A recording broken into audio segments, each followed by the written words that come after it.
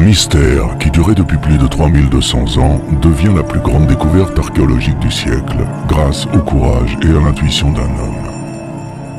Un pharaon oublié reprend sa place dans l'histoire, l'enfant roi Toutankhamon. La découverte de la tombe de Toutankhamon est la plus grande découverte archéologique. Cette découverte eut lieu le 4 novembre 1922. Howard Carter faisait des fouilles dans la vallée des rois et le porteur d'eau trouva l'entrée. Howard Carter arriva à l'entrée et trouva la tombe qu'il cherchait depuis 5 ans.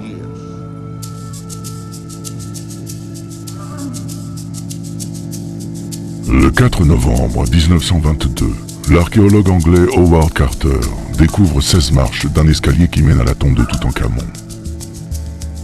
La tombe est intacte. Personne n'y avait pénétré auparavant. Mais ce n'est que 22 jours plus tard que Carter se rend compte de l'importance de sa découverte.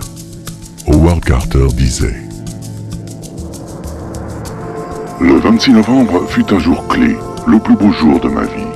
Comme on peut espérer qu'il y en ait un autre. À la moitié de l'après-midi, près de 10 mètres après cette porte, on en trouvera une deuxième. Les sceaux étaient encore plus difficiles à déchiffrer, mais le sceau de Toutankhamon et celui de la nécropole royale étaient encore lisibles. Rapidement, tout s'éclaircissait. Il suffisait de casser la porte murée pour trouver les réponses à nos questions. Peu à peu, et d'une manière qui nous semblait désespérément lente, tous les gravats qui recouvraient la partie inférieure de la porte furent enlevés et enfin le mur d'obturation devint entièrement visible. Ce fut le moment décisif.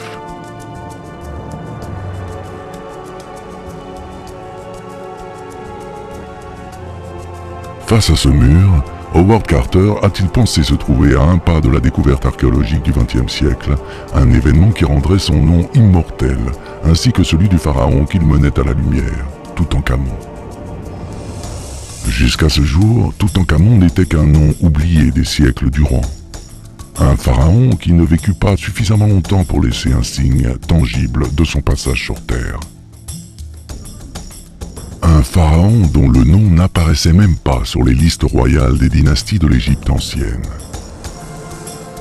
Ces listes furent en fait interrompues entre Amenhotep III et Horemheb en omettant les noms de 4 souverains, les pharaons surnommés hérétiques. Akhenaton, Smenkhara, Haï et bien sûr Toutankhamon. Toutankhamon était un des rois de la 18e dynastie. C'était un jeune roi qui mourut à l'âge de 18 ou 19 ans.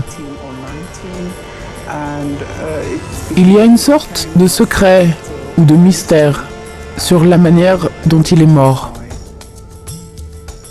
L'enfant pharaon vécut et régna pendant une des périodes les plus troubles de l'histoire de l'Égypte. Il devint roi peu après la mort d'Akhenaton, le souverain qui mena à bien une révolution sociale, politique et religieuse sans précédent. Le panthéon égyptien fut remplacé par un dieu unique, Aton, le soleil, pour lequel Akhenaton construisit une ville entière, Tel El Amarna, et ferma tous les temples dédiés aux autres dieux. À la mort du pharaon, une période trouble s'ensuivit, pendant laquelle les prêtres d'Amon, le dieu tout-puissant, parvinrent à rétablir la situation antérieure.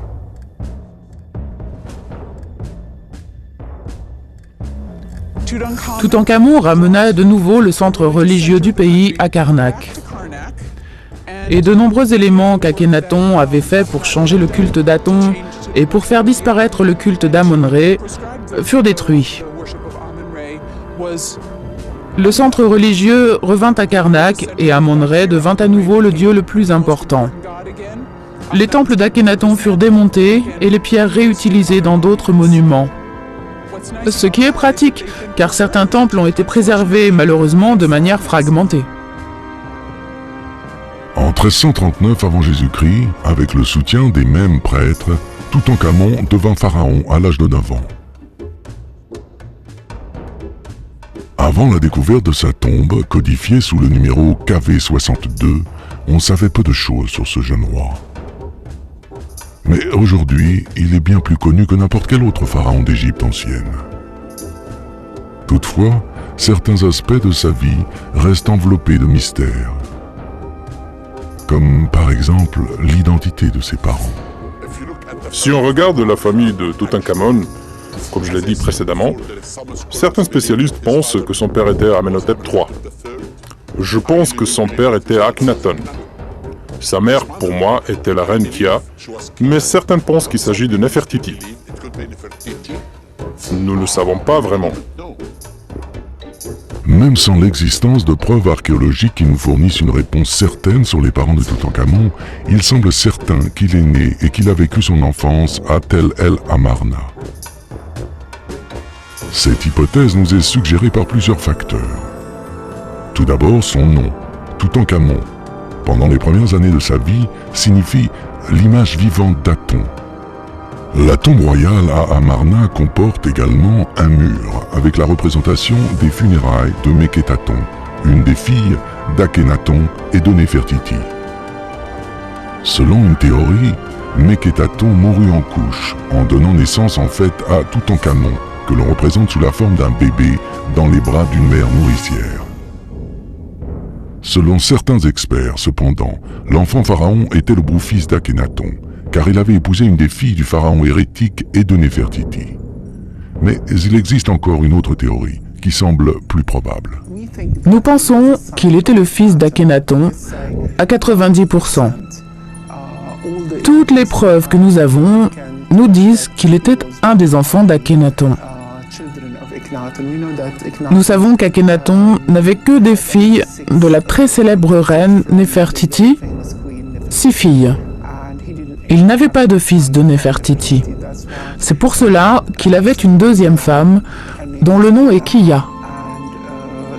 Et c'est Kiya qui a porté le fils d'Akhenaton.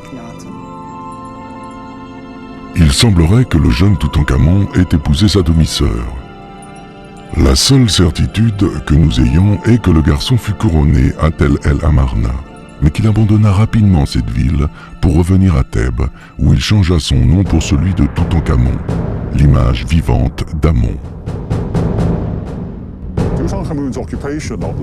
La présence de Toutankhamon dans la ville a dû être brève. On ne trouve pas de changement des noms des temples pour attester de sa présence. Et la plus grande date sur tout type de documents confondus ici, essentiellement des étiquetages des jarres, c'est celle de l'an 2. Puis nous savons qu'il se trouve à Memphis, où il signe un décret.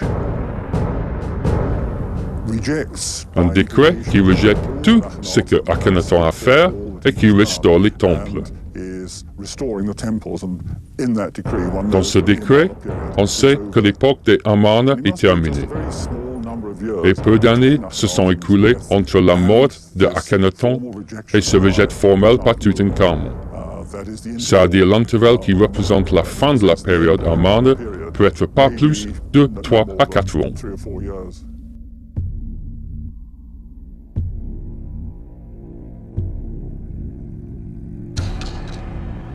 La première tâche qui incombe au très jeune pharaon est de réintroduire le culte d'Amon. Le pays était accablé. Les sanctuaires des dieux tombaient en ruine. J'ai prié les dieux et les déesses afin qu'ils m'aident, mais ils ne m'ont pas écouté. J'ai œuvré constamment afin de regagner leur faveur. Quand je suis arrivé, j'ai trouvé leur temple détruit, les lieux sacrés profanés et les cours recouvertes d'herbes folles. J'ai reconstruit leur sanctuaire, j'ai rénové les temples, et je leur ai offert de nombreuses offrandes précieuses. J'ai fait faire les statues des dieux en or, incrustées de lapis-lazuli et d'autres pierres précieuses.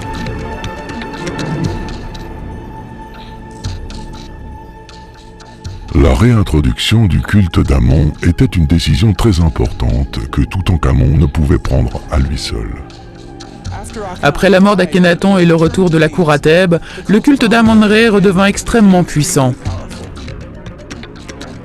Le très jeune âge de Toutankhamon permettait aux prêtres d'exercer une influence sur lui et de se réapproprier le pouvoir qu'Akhenaton leur avait enlevé. Ce rétablissement fut suivi d'un retour à Thèbes en tant que capitale du royaume.